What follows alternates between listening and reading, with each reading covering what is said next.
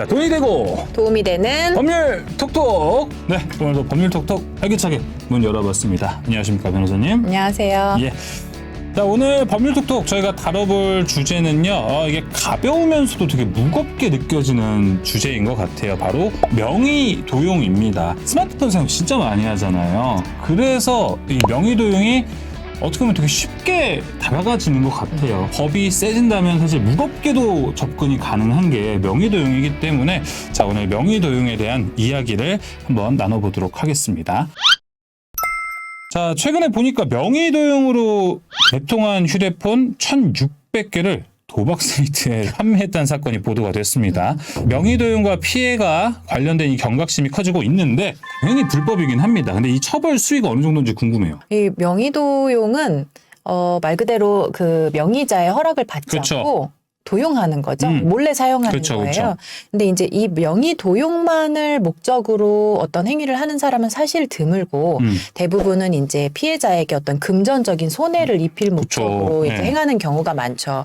예를 들면 남의 이름으로 신용카드를 개설해서 신용카드를 사용하고 그 대금을 갚지 않는다던가, 그러니까. 휴대폰을 다른 사람 명의를 도용해서 개통한다던가, 이제 이러한 행위가 수반되기 때문에 이 단독으로 명의 도용 자체가 아니라 그 관련된 다른 범죄를 함께 저지르게 돼서 이제 관련 사건 가중처벌되는 경우가 많이 있습니다. 보통 명의 도용과 관련된 범죄들을 보면 이제 뭐 사기죄나 절도죄에도 그렇죠. 해당할 수 있고, 명의자인 척 행위를 하다가 보면 이제 계약서 작성을 하기도 하잖아요. 예. 그런 경우는 이제 사문서 위조죄, 그 이제 계약서를 제출하거나 하면은 위조 사문서 행사죄, 또 그 관련해서 주민등록증을 이제 함부로 사용을 했다.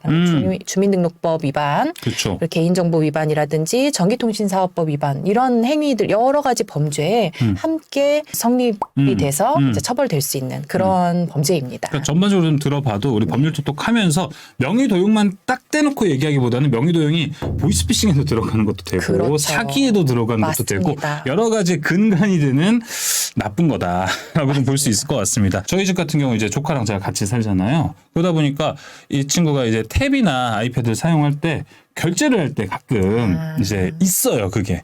그러니까 뭐지? 지문만 누르면 된다든지 뭐 그런 거. 그리고 엄마의 뭐 비밀번호나 이런 거는 알 수 있잖아요.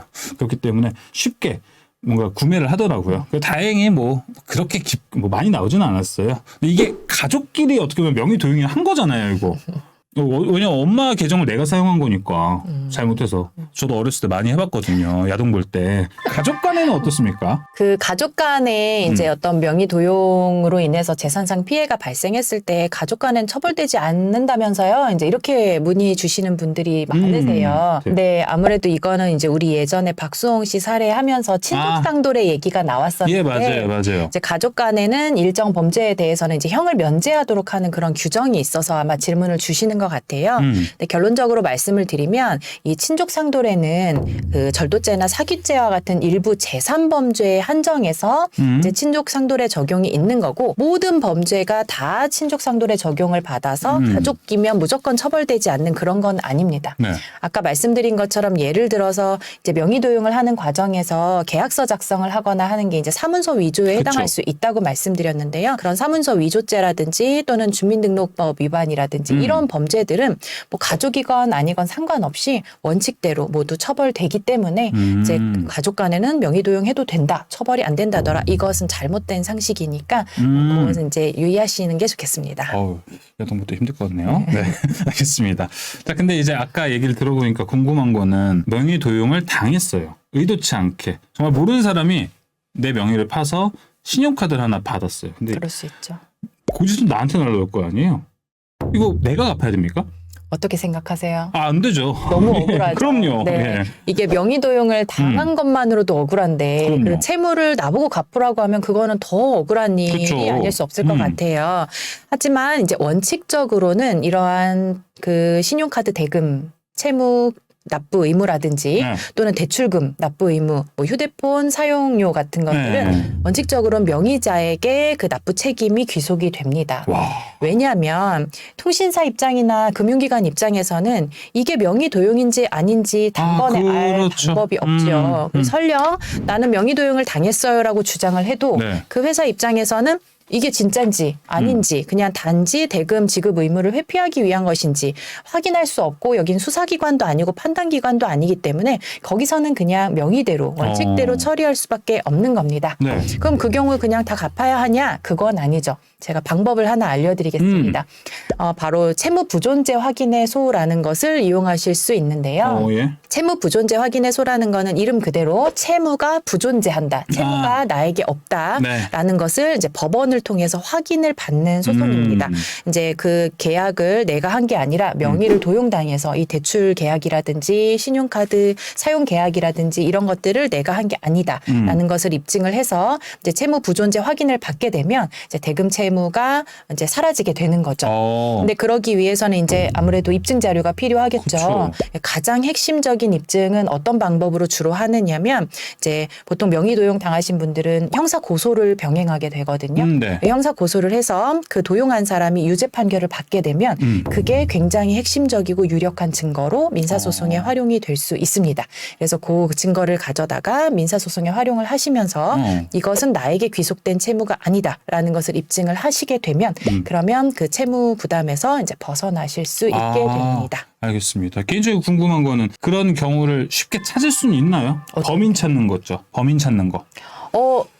쉽게 찾을 수 있는지 여부는 이제 사안에 따라 다른 것 같아요. 얘기를 들어보니까 찾아야만 내가 부담을 해소할 수 있을 것 같은 생각이 그렇죠. 드네요. 그 보통 이제 가족 간이나 친척 간에 많이 일어나고 또 이제 분실을 한 경우들 보면 이게 분실돼서 이제 어디쯤에서 분실이 됐고 네. 또는 이제 예를 들어 휴대폰 개통이라면 그 개통이 어느 지점에서 됐는지 요새는 CCTV나 이런 것들이 있기 때문에 이제 대부분 범인을 못 찾는 경우보다는 찾는 경우가 더 많은 것 같아요. 그래요? 제가 이런 부분이 오히려 쟁점이 된 경우가 많아서요. 범인은 대부분 찾았던 것 같습니다. 오, 알겠습니다. 자, 무엇보다 내 명의가 도용되지 않는 게 되게 더 중요할 것 같습니다. 그래서 뭐 예를 들어 내 개인 정보가 뭐 유출되지 않는 거, 그 부분을 좀 신경 써야 될 것 같은데 그것도 확인할 게 또 따로 있나요?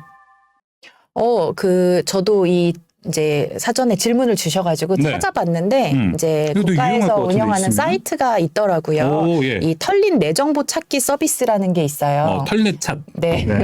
이름이 상당히 좀 이렇게 과격해가지고. 있는 그대로네요. 있는 예. 그대로 털린 내 정보 찾기 서비스라는 이제 사이트가 있는데 이것은 이제 음성화된 그런 사이트에서 내 음성화된 개인 정보들이 이제 혹시 돌아다니고 있는지 그런지 아닌지를 이제 확인할 수 있는 그래서 이제 2차 피해를 방지하고자 하는 목적으로 운영되는 사이트로 알려져 있고 네. 또 하나는 이제 명의 도용 방지 서비스라고 해서 이제 내 이름 그러니까 내 이름으로 어떤 통신 계약이 개통되거나 네. 또는 명의가 변경되거나 할 때 그것을 내가 사용하고 있는 다른 이제 폰으로 메시지로 알려주는 그런 서비스도 있다고 하니까 활용하시면 좋을 것 같습니다. 오, 알겠습니다. 저 이거 털넷chat, 털린 내 정보 찾기 서비스 오늘 녹화 끝나고 바로 한번 해보려고요. 네, 저도. 알겠습니다.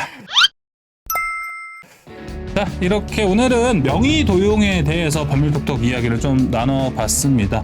처음에도 제가 얘기해 드렸지만 이 명의 도용이라는 걸 딱 떼서 얘기하기보다는 어떤 범죄에 다 근간이 되는 게 명의 도용이기 때문에 특별히 좀 조심을 해야 되지 않나. 그래서 오늘 김한나 변호사님이 또 소개해준 뭐 털린 내 정보 찾기 서비스, 명의 도용 방지 서비스 이런 다양한 정보들 좀 얻을 수 있었습니다. 자, 오늘 법률톡톡은 여기까지입니다. 시청자 여러분들도 이 명의 도용과 관련해서 궁금하신 거 있으시면요, 저희 밑에 댓글창 들어오셔서 궁금하신 거 언제든지 올려주시길 바라겠습니다.